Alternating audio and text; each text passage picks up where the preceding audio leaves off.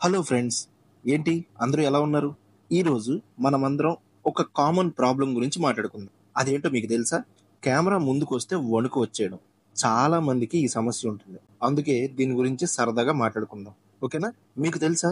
చాలా మంది యాక్టర్లు, యూట్యూబర్లు ఇలా కెమెరా ముందు పనిచేసే వాళ్ళందరికీ మొదట్లో ఈ భయం ఉండేది. కానీ ప్రాక్టీస్ చేయడంతో ఆ భయాన్ని పోగొట్టుకున్నారు. మనం రోజు అద్దంలో మనల్ని మనం చూసుకుంటాం. ఫ్రెండ్స్‌తో మాట్లాడతాం.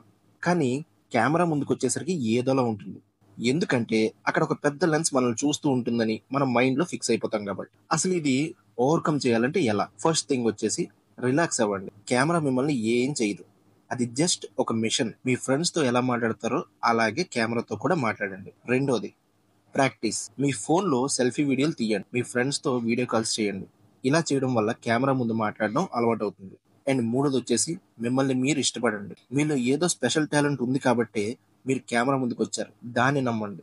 ఇంకా మీరు మాట్లాడుతున్నప్పుడు మీ కళ్ళను కెమెరా లెన్స్‌లోకి నేరుగా చూడండి. అది మీ ఆత్మవిశ్వాసాన్ని పెంచుతుంది. అండ్ లాస్ట్‌గా చెప్పేదేంటంటే తప్పులు జరిగినా పర్లేదు. ఎవ్వరు పర్ఫెక్ట్ కాదు.